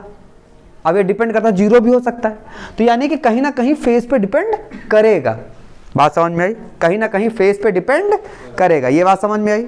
अच्छा, YR की जो रिजल्टेंट SHM है उसकी इक्वेशन लिखना चाहें हम तो क्या होगा, YR is equal to AR, YR is equal to AR। और जरा इस एंगल को थोड़ी देर के लिए मान लो कि ये वाला एंगल थीटा है, कितना है, थीटा है। तो YR is equal to AR sine something होगा, साइन समथिंग। तो साइन देखो समथिंग में मैं क्या कर रहा हूं, साइन समथिंग में लिख रहा हूं मैं ओमेगा टी प्लस के x1 प्लस थीटा। बात समझ में आई भाई। यहां तक ये चीज क्या थी, यहां तक फेज था ओमेगा 1 T1 और इस फेज में कितना चेंज आ गया है, थीटा का। क्लियर है, इस फेज में कितना चेंज आ गया है, थीटा का। ये बात समझ में आई। तो ये क्या हो गया, उसका resultant displacement of the particle की इक्वेशन आ गई। रिजल्टेंट वेव की इक्वेशन बोल सकते हो थोड़ी देर के लिए, क्योंकि इसमें प्लस माइनस में कॉस और साइन नहीं है। ये बात समझ में आई। अच्छा, अब अगर tan थीटा की बात करें तो tan थीटा क्या हो जाएगा, बताओ भाई, tan थीटा क्या हो जाएगा, A2 cos phi, यही होगा ना, A2 cos phi। जब हम ये वाला लेते हैं phi तो दूसरा वाला A2 लेते हैं, A2 cos phi divided by A1 plus A2 sine phi. याद आ रहा है, तो ये tan थीटा हो गया। या मैं ये बोल दूं यहां से कि theta is equal to tan inverse A2 cos phi divided by A1 plus A2 sine phi, यानी कि थीटा हम ऐसे निकाल लेंगे। बोलो भाई, यहां तक की बातें समझ में आई? ये गलत है, रुक जाओ। A2 साइन फाई ऊपर होता है, है ना, और नीचे cos phi, A2 sin phi और नीचे cos फाई। ये बातें समझ में आई? ये बात नोट करने में कितना, 1 मिनट में नोट कर लोगे? 1-2 मिनट में फटाफट नोट कर लो, फिर कोहेरेंट सोर्स बताते हैं तुम्हें।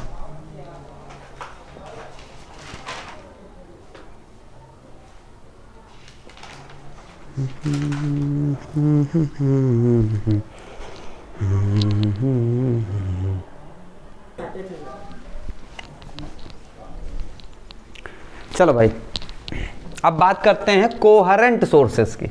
हटाओ,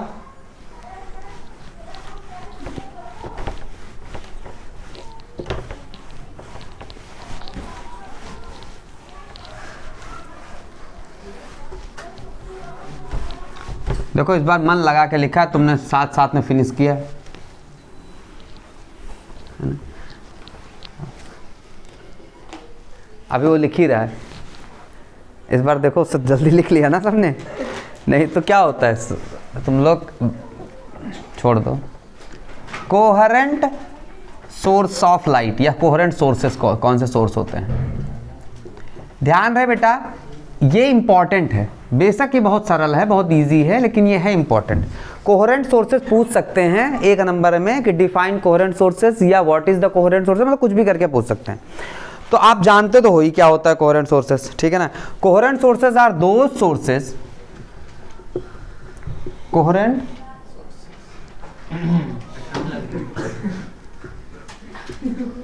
sources are those source of light which have तुम इधर रहते हो जहाँ इनके शुक्ला जी मकान है, उधर कोई रूम खाली वाली नहीं है? which have, नहीं है। होगा सर, अच्छा, घर से चलो देखो ध्यान दो, मतलब या ऊपर नीचे हो, एक ही। मतलब दो, एक रूम हो, एक ऊपर जैसे ऐसा है, ऐसा हो, जैसे मतलब ऊपर बना हो पूरा तो हो जाएगा। पूछना अगर मिल जाए तो अच्छा है। चलो ध्यान देखो, coherent sources are those source of light which have constant path, which have constant path difference, जिसमें क्या हो, पाथ डिफरेंस कैसा होना चाहिए, कांस्टेंट होना चाहिए।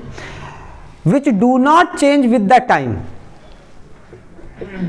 which do not vary with time at a given place, at a given place। अब जानते हो क्या हो जाएगा, यानी कि क्या होना चाहिए, आपका जो पाथ डिफरेंस है वो क्या होना चाहिए, k x2 माइनस x1, यानी कि जो पाथ डिफरेंस हो जाएगा delta phi is equal to K delta X, या जो पाथ डिफरेंस हो जाएगा वो 2 पाई बटे लैम्डा इंटू डेल्टा एक्स। अब एक चीज समझो, मैंने बोला टाइम के साथ नहीं बदलना चाहिए, डिस्टेंस के साथ बदल सकता है। भाई ये पी पॉइंट यहां लिया था, वही पी पॉइंट मैं यहां ले लूंगा तो कुछ और ए आर उसका आने लगेगा, एम्पलीट्यूड कुछ और उसका सब कुछ बनने लगेगा, समझ रहे हो? यानी कि समय के साथ, अब तुमने पी यहां ले लिया और टाइम के साथ में भी वो बदलने लगे, भाई उसका रिजल्टेंट एम्पलीट्यूड हमेशा एक हो जाए। नहीं समझे? सुनो, ये मार्कर है, अब ये पी पॉइंट था, ये थोड़ा सा ऊपर गया, ठीक है, ये थोड़ा सा नीचे गया, रिजल्टेंट कुछ डिस्प्लेसमेंट हुआ। अब हम बोल रहे हैं अब ये इस पोजीशन पे हमेशा यही डिस्प्लेसमेंट देता रहे, ठीक है ना। अब हमने एक बार इसका देख लिया, अब हमसे कोई पूछे एक बार, पता है यार पी पॉइंट पे रिजल्टेंट डिस्प्लेसमेंट कितना होगा, तुम बोल दोगे 5 सेंटीमीटर, देखने की जरूरत नहीं है। लेकिन वो कोहेरेंट सोर्स होगा तो ही ऐसा होगा, कोहेरेंट सोर्स नहीं होगा तो तुम बार बार बोलोगे रुको यार देखना पड़ेगा, पता नहीं किस टाइम पे क्या होगा, टाइम के साथ बदलना लगेगा। एक मिनट, इस बात को समझने के लिए थोड़ी देर के लिए एज्यूम करो कि ये सोर्स S1 था। देखो डेफिनेशन यही लिखनी है बोर्ड में, अब जो बातें बता रहा हूं समझाने वाला, तुम्हें समझाना नहीं है वहां, नहीं तो वो समझ के कुछ और ही काट देगा। ये S1 है और ये S2 है। मान लो शुरू में ये कोहेरेंट सोर्स नहीं है, let S1 and S2 are not coherent source. मान लिया S1 S2 कोहेरेंट सोर्स नहीं है। अगर कोहेरेंट सोर्स नहीं हो तो y1 क्या निकालेगा, A1 sine omega t plus kx। सुनना, x तो तब होगा जब डिस्टेंस चलेगा, तो ये तो इसका तो यहाँ अभी हिसाब किताब ही नहीं है कोई। आप क्या बदल सकते हो, सिर्फ ओमेगा ही तो बदल सकते हो अगर फेज अलग अलग कराना चाह रहे हो तो, ठीक है। तो इसको ओमेगा 1 ले लिया, बात समझ में आई, इसको क्या ले लिया, ओमेगा 1 ले लिया। अच्छा यहाँ पे देखो क्या हो जाएगा, y2 is equal to A2 sine omega 2t plus kx हो जाएगा। समझ आई बात। अब मान लो, अब ओमेगा 1 ओमेगा 2 चेंज नहीं है, मान लो थोड़ी दूर ये ट्रैवल कर गए, ये x1 x2 आ गया, ऐसा मान लिया, मान लो थोड़ी देर के लिए, ठीक है ना, कि t टाइम के बाद ये x1 हो गया x2 हो गया। नहीं भी करेंगे तो कोई दिक्कत नहीं होगी, कट जाएगा वो, मैं कटवाना नहीं चाह रहा हूँ इसलिए मैंने x1 x2 बोल दिया, ठीक है ना। अब मेरे को एक बात बताओ, अगर मैं इसके रेस्पेक्ट में फेज डिफरेंस निकालूंगा तो मेरा क्या आएगा, फेज दिस और माइनस फेज दिस, यही आएगा। तो ये क्या आएगा, ये आएगा बेटा देखो यहाँ पे ओमेगा 2 माइनस ओमेगा 1 t, और ये क्या आ जाएगा, ये आ जाएगा प्लस k कॉमन ले लूंगा, x2 माइनस x1 आ जाएगा।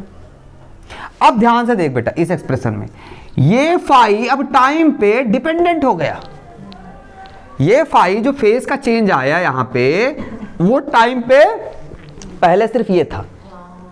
अब मैंने इसीलिए x2 इसको कटवाना नहीं चाह रहा था मैं, वरना एक कट जाता, सिर्फ ये।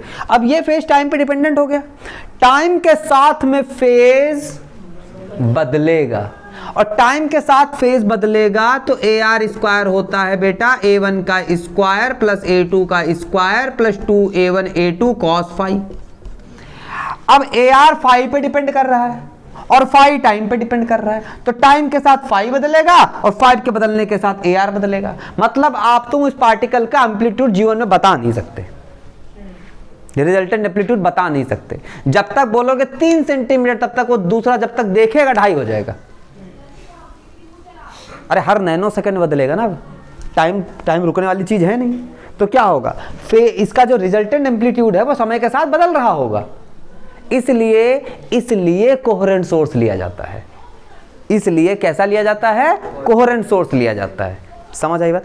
ये सब आपको गणित नहीं सिखानी है, उसको तो बस यही सिखाना है कि क्या होता है कोहेरेंट सोर्स, ठीक है ना। समझ आई बात। इस वजह से क्या लेते हैं हम लोग, कोहेरेंट सोर्स लेते हैं। इतनी बातें समझ में आ गई, नोट करो फिर इंटेंसिटी पढ़ाऊं। कोहेरेंट सोर्स में बस इतना ही है, कोहेरेंट सोर्स में बस इतना ही। इस मैटर को थोड़ा अलग रखना आप बाकी मैटर से, ये मैटर सिर्फ आपके समझने के लिए था, ठीक है ना।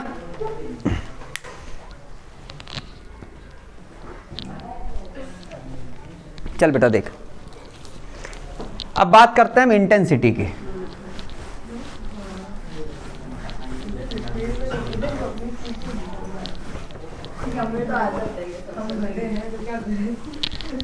अब बात करते हैं इंटेंसिटी की। चलो देखो, इंटेंसिटी का बड़का वाला फॉर्मूला किसको याद है, जानवी बताओ। आई बराबर नहीं, वो नहीं I1 I2 वाला नहीं। Intensity is equal to 2 pi A square F square. नहीं क्या बताया नहीं था कि याद नहीं है, ये तो वेव में था ही नहीं शायद। बताया नहीं था, क्यों, ये वेव में नहीं था, वो 15 पन्ने तक था। अच्छा चलो देखो, इंटेंसिटी होता है 2 pi square, 2 pi F square A square, 2 pi F square A square, ठीक है ना, रो इंटू वी, ठीक है। अब ध्यान देना, यहां पे मेरे को एक बात बताओ, ओमेगा क्या होता है कोहेरेंट सोर्स के लिए, सेम। अब मैंने बोला है आपको पूरे पूरे पूरे पूरे पूरे पूरे इंटरफेरेंस में या पूरे वेव ऑप्टिक्स में जो सोर्स ऑफ लाइट लेके चलना है वो कोहेरेंट ही लेके चलना है। अगर कोहेरेंट नहीं होगा तो मैंने बता दिया क्या हो जाएगा, सारी एनालिसिस धरी की धरी रह जाएगी, फिर ये हमारा काम नहीं साइंटिस्ट का काम हो जाएगा, ठीक है ना। समझ आई बात। तो हमें अपना काम करना है तो सेम होगी, कोहेरेंट सोर्स है, हमने लिया है ऐसा, हम बल्ब लेने गए थे, हमने बोला ऐसा तो फ्रीक्वेंसी सेम होनी चाहिए। तो इसके सेम होने से क्या हो जाएगा, फ्रीक्वेंसी सेम हो जाएगा, क्योंकि ओमेगा क्या होता है 2 पाई F होता है, फ्रीक्वेंसी सेम होता है। अच्छा रो क्या है, सेम मीडियम की बात करेंगे तो रो भी क्या हो जाएगा, same due to same medium. अच्छा सेम, अगर मीडियम सेम है तो वेलोसिटी क्या हो जाएगी? वेलोसिटी क्या हो जाएगी? v is equal to F lambda, तो लैम्डा सेम, तो v भी क्या हो जाएगा? सेम। ये सब बातें हो चुकी है ना, ये भी सेम हो जाएगा। क्यों? क्योंकि मीडियम सेम। अच्छा मीडियम सेम तो वेलोसिटी सेम। अच्छा एक बात बताओ, और 2 पाई क्या है? कांस्टेंट है। अब अगर सारे जिद्दोजहद को देखो क्या क्या हो गया, constant constant constant constant constant, सब कांस्टेंट, सबको मिला के एक नया कांस्टेंट मान लो के, और बचा कौन? ए स्क्वायर, वेयर के इज, वेयर के, अब ये वेयर तुम फिजिक्स में मैथ्स में ही लिख सकते हो, फिजिक्स में नहीं लिख सकते।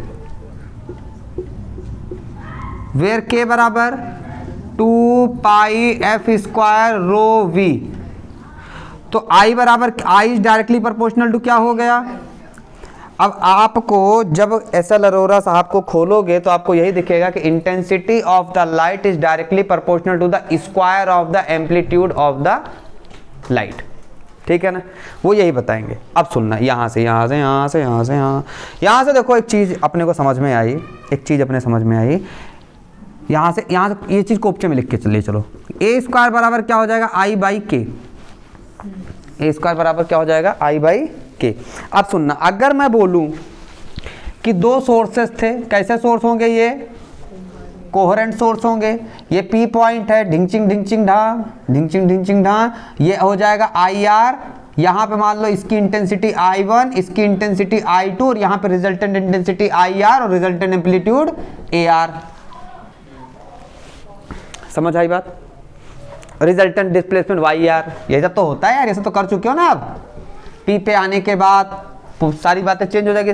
इसके बारे में पढ़ चुके हैं, इसके बारे में पढ़ चुके हैं, इसके बारे में पढ़ना है।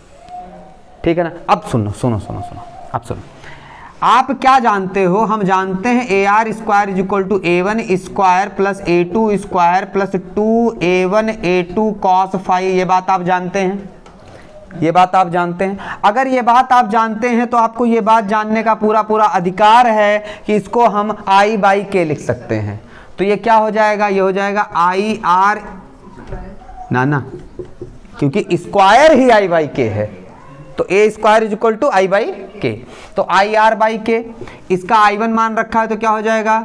I1 बाई के तो नहीं बदलेगा, के तो कांस्टेंट है, K is equal to 2 pi by lambda. Lambda constant है, क्यों? क्योंकि लैम्डा इज इक्वल होता है F into V, V constant है और F कांस्टेंट है, तो लैम्डा कांस्टेंट हो जाएगा। ठीक है ना? तो भाई साहब के कांस्टेंट होने वाला है, प्लस ये कितना हो जाएगा? I2 बाई के, प्लस ये कितना हो जाएगा? A1, तो रूट अंडर I1 बाई के। भाई यहाँ से A बराबर निकालोगे तो वो A स्क्वायर था, A बराबर निकालोगे उस पर रूट चढ़ जाएगा ना, तो 2 इंटू रूट I1 बाई के इंटू रूट I2 बाई के और इंटू कॉस फाई। इतनी बात समझ में? अब रूट के बाहर आ जाएगा तो के ना, रूट के तो के इंटू के, और बाहर आ जाएगा तो के, तो वो के कॉमन लिया सबसे और काट दिया। समझ में आ गई बात? अब देखो क्या आ गया, आपका रिजल्टेंट इंटेंसिटी आ गया IR बराबर I1 plus I2 plus 2 root under I1 into I2 into cos phi. क्या आ जाएगी? Cos phi. ये बात समझ में आ गई पक्के से? अच्छा एक बात बताओ मुझे, बात बताओ, एम्पलीट्यूड, जैसे एम्पलीट्यूड क्या था, दोनों की बातें देख लेते हैं। यहाँ पे एम्पलीट्यूड की बात कर लेते हैं। सुनो, AR square is equal to A1 square plus A2 square plus 2A1 A2 cos phi, ये था। अब मैक्सिमम एम्पलीट्यूड कब होगा? जब फेज कितना हो जाए? 0, सेम फेज में होगा, तभी तो 5-5-10 सेंटीमीटर उठेगा। तो मैक्सिमम एम्पलीट्यूड कब होगा? जब कॉस फाई की वैल्यू 1 हो जाए, कॉस फाई की वैल्यू 1 हो जाए। तो ये पूरा क्या बन जाएगा? For maximum amplitude for AR max क्या हो जाएगा? कॉस फाई की वैल्यू कितनी होनी चाहिए? 1। ठीक है ना? कॉस फाई की वैल्यू क्या होनी चाहिए? 1 होनी चाहिए। अब इसका मतलब क्या हो जाएगा? सुनो, तो AR जो मैक्स होगा वो A1 का स्क्वायर प्लस A2 का square plus 2A1 A2 cos phi की वैल्यू 1 हो गई। A square plus B square plus 2AB, A plus B का होल स्क्वायर, तो कितना हो जाएगा? A1 प्लस A2 का whole square is equal to AR max square. अब रूट ले लेंगे, क्या ले लेंगे, रूट ले लेंगे, तो रूट ले लेंगे, इधर कर ले इधर, तो कितना हो जाएगा ए आर, मतलब आने लग गया अपने धीरे धीरे उस पे, इधर ले लें ए आर बराबर क्या होगा, रूट लोगे तो रूट स्क्वायर हट जाएगा, कितना हो जाएगा A1 प्लस A2, यानी कि मैक्सिमम एम्पलीट्यूड कोई पूछे हमसे ए मैक्स, सीधा ए मैक्स लिख लो इसको, तो कब होगा A1 प्लस A2, दोनों एम्पलीट्यूड को जोड़ दो और मैक्सिमम एम्पलीट्यूड आ जाएगा। ऑब्वियस सी बात है यार, दोनों एम्पलीट्यूड ये 5 दोनों सेम डायरेक्शन में सेम फेज में 10, इससे बड़ा हो सकता है? इसके बाद तुम इतना भी करोगे ना तो कुछ ना कुछ रिजल्टर में कम हो जाएगा। समझ आई बात, क्लियर है? अब कोई बोले मिनिमम एम्पलीट्यूड, तो मिनिमम एम्पलीट्यूड कब होगा, इसको बाद में डिस्कस करते तो ठीक था, ठीक है ना, इसको क्योंकि पढ़ाना है कंस्ट्रक्टिव इंटरफेरेंस, डिस्ट्रक्टिव इंटरफेरेंस, वहाँ दोनों बातें होंगी, ठीक है ना, तो इसको बाद में ही चर्चा कर लेते हैं। फिर आईआर का बोर्ड में जगह कम है, इतना नोट करो, फिर कंस्ट्रक्टिव और डिस्ट्रक्टिव इंटरफेरेंस करें।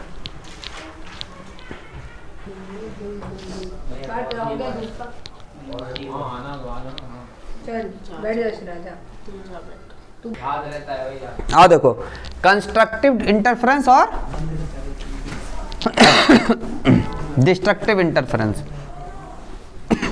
बेटा देखो, ये डिफरेंस के फॉर्म में आएगा कभी भी कि क्या होता है, कंस्ट्रक्टिव और डिफरेंस के फॉर्म में नहीं आएगा। इसके आगे बहुत इंपॉर्टेंस है, आप आगे अपने फ्रिंजेस बनेंगी, फ्रिंजेस होंगी, कब वाइड फ्रिंज बनती है, कब डार्क फ्रिंज बनती है, कब ब्राइट फ्रिंज बनती है, सब बातें आगे आने वाली है। तो उसके लिए ये बहुत इंपॉर्टेंट है कि समझ लेना कंस्ट्रक्टिव और डिस्ट्रक्टिव इंटरफेरेंस क्या होता है।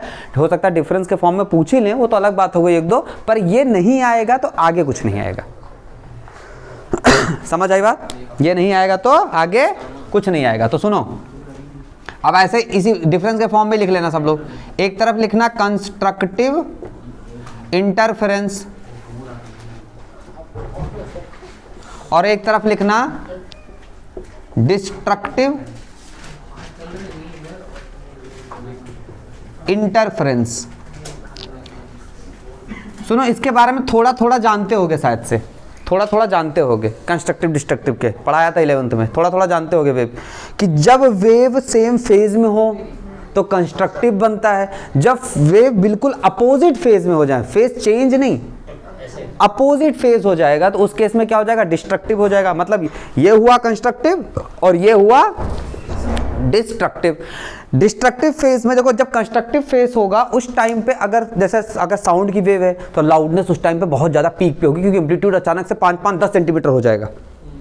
समझ आ रही बातें, 5 सेंटीमीटर सेम फेज 10 सेंटीमीटर का एम्पलीट्यूड हो गया, तो क्या हो गया, उस टाइम पे लाउडनेस अचानक से बहुत तेज सुनाई पड़ेगी।